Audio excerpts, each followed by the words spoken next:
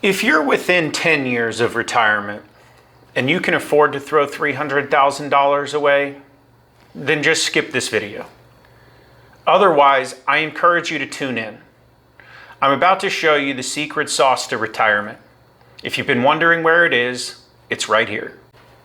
You see, most financial firms and people who help you in retirement, they want to make sure that you have at least $500,000 before you walk into their office, so they know that you're not going to waste their time and that they can make money off of you. I've included a couple examples here. That is not the way that we operate. As a matter of fact, I care so little about what you have that I waive my fees for everybody, and I guarantee you that we can find a Social Security strategy that will make you at least $10,000 more in retirement. But the strategy that I'm going to show today not only makes this couple about $77,000 more in Social Security income, it allows them to use about $280,000 less of their retirement assets over the course of their retirement. Money that they would have used had they not planned for their Social Security strategy appropriately. Let's take a deeper look into how this strategy plays out. Today we're going to highlight David and Celeste, a married couple who we've worked with and we've guided through their Social Security decision. After we were done, the decision for them was easy. Before we started, though, the world of Social Security and retirement in general was very convoluted. So by figuring out the Social Security equation, we unlocked the rest of the retirement puzzle. Here's the steps. First, we look at David and Celeste, both approaching 65, typical married couple. She happens to be a few years younger than he is. David's benefits at full retirement age are going to be about $2,800. You can see here $2,799 when he hits his full retirement age. And Celeste's benefit will be about $1,832 when she hits full retirement age. Just about average for what I see here in South Florida. David is still working. They both intend to work a little while longer. David until he's 65, Celeste until she's about 62. David's bringing in a monthly income of about $5,000. He's entitled to a pension at 65 of about $800.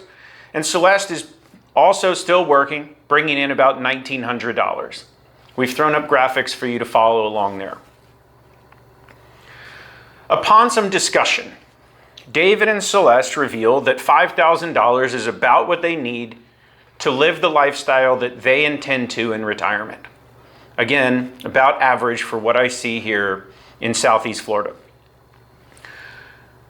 We take this into account when we are managing and planning for Social Security. We allow for a 2.4% inflation rate, and we value income now slightly more than we value income in the future, notated by the discount rate that you see. That's it. That's all of the information that we provide to our software, and it goes through for David and Celeste the roughly 1,550 different ways that they can file and receive their benefit, and it identifies for them, based on their specifics, when they should file, why they should file, and we're going to give them a comparison to some other strategies that they maybe thought that they wanted to deploy, some kind of ploy, before we put this strategy in place. For the sake of our demonstration today, again, we're assuming that David and Celeste are the average couple that we encounter. They've contributed to 401ks along the way, and they've got a decent amount in their retirement savings.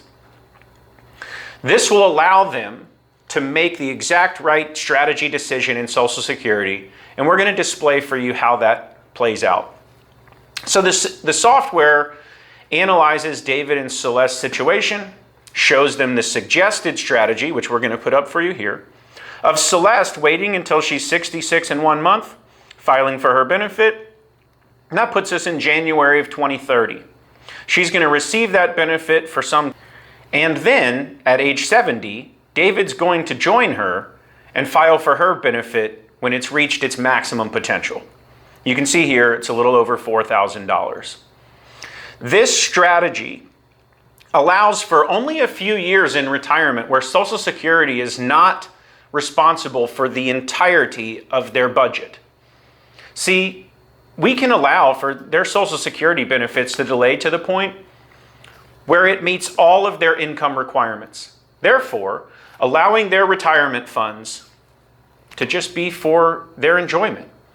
David's intention to retire at age 65 was very clear from the moment that we met.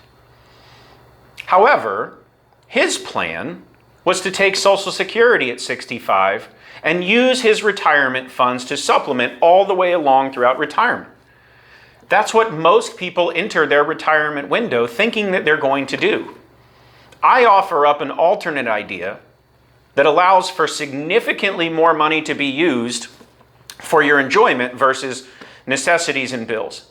Social Security is intended, at least in this scenario, to pay the majority of David and Celeste's expenses after we reach age 70 for David. But that leaves us a 5-year window. David wants to retire at 65, and I'm telling him he shouldn't take his Social Security benefit until age 70.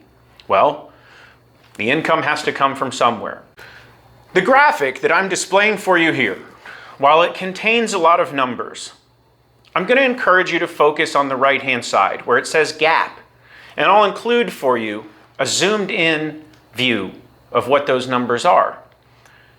But that gap is the difference between what David and Celeste told me they needed in retirement and what Social Security and their pensions and their incomes in retirement are going to provide for them.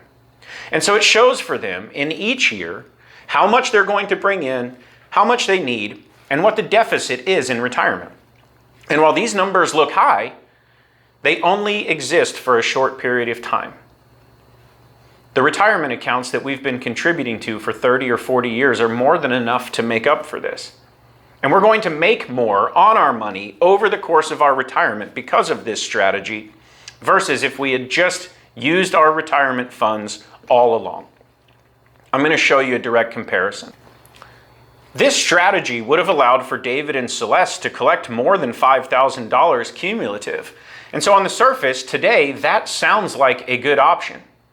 But what that isn't taking into account is a 2.4% cost of living adjustment for inflation over the course of time.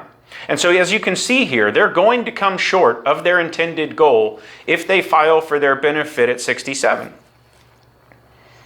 Even worse, if they just filed for their benefit at the earliest possible time, which a lot of financial managers and advisors advocate for, they would fall very short of their goal, as you can see here, and their income need versus the gap over time is significant.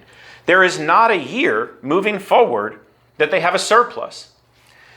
See, if I rewind back to our suggested strategy, starting in the year 2032, when David is 71, there's at least a $1,000 a month surplus in income just from Social Security.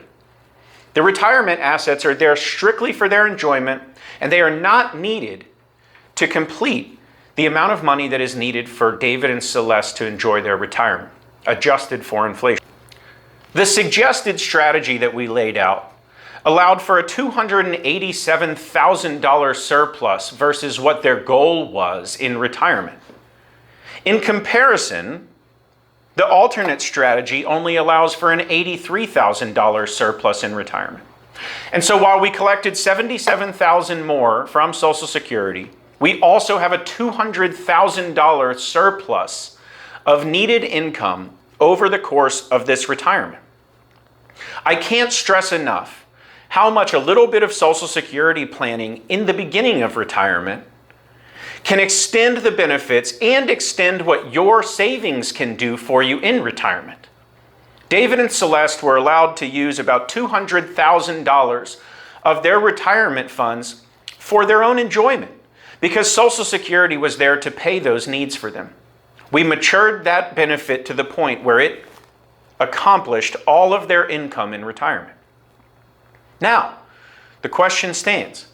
What should we have done with the remainder of their retirement funds in the beginning? We assumed that in the beginning of this illustration, that David and Celeste had saved about $500,000 in their 401ks between the two of them over the course of their working life. Well, We had to use some of that money between ages 65 and 70 to allow David's benefit to mature and get to the point where we needed it to carry us through the rest of retirement. We knew what that amount of money was before we went into this plan. And so it left us with about $265,000 that we did not need to immediately use to accomplish our goal. That money is left to invest how David and Celeste see fit. Hopefully, with us, with our guidance. And here's the difference between what we do and what some of those bigger firms do. While I am not in the business of investing you in stocks, bonds, and mutual funds where you can lose your money, I am in the business of finding fixed rates, like this one, that pay about 6% guaranteed over time. It works just like a CD at your bank, except for the taxes are deferred. If we start with $265,000 and we add nothing to it for David and Celeste over the course of their retirement, after 5 years, so we go from 65 to 70, which allows David's Social Security to grow, we earn 6% interest, and we have $357 sitting there upon David's 70th birthday for him and Celeste to use throughout the rest of their retirement as they see fit. Social Security will now be paying, adjusted for inflation, their entire expense. So this $357,000 is just there for them to enjoy and for them to supplement that money in any way that they see fit. Why would they do that? Well, if they had taken that $250,000 or $260,000 somewhere else, they would have incurred a fee to have that money invested. We don't charge a fee here. Our vehicles don't have fees that come with them. But if you introduce a fee to your portfolio and you only have $100,000, and I'm going to include for you an illustration right here that shows this from Charles Schwab, and you introduce a 2% fee to your account, which these companies want to charge you, over the course of your retirement, you will pay $100,000 in fee even though you started with $100,000 in your account. And this is not a made-up, fictitious example. This is straight from Charles Schwab's website. Trust them if you don't trust me. Eliminating fee and eliminating risk from your portfolio allows you to live a stress-free retirement like David and Celeste are going to. Their Medicare is handled, their long-term care needs are handled, and their investment needs are handled. They've maximized their Social Security, and at age 70, David knows for sure he's going to flip on his benefit and it will be there to pay the majority of their expenses. Celeste's benefit, in addition, will pay the remainder, and their retirement assets will be just there for them to use freely as they want, with no stress of having to use them to pay the bills. So like I said in the beginning, if you're within 10 years of retirement and you can afford to throw $200,000 or $300,000 away, this video was a waste of time. But if you're like David and Celeste and you don't want the risk of the markets in your portfolio and you want a foolproof plan for retirement, then I'm your guy. Feel free to reach out. We don't charge a fee for this service. We don't charge a fee for our investment planning. We don't charge a fee for any of our retirement planning needs ever. The companies that we partner with pay us out of their pocket, not out of yours. And so please reach out. If you're in a situation similar to David and Celeste, or if you're in a situation that's completely different, I encourage you to reach out, see if we can help, and let us walk you through what your benefit looks like. Thanks for tuning in.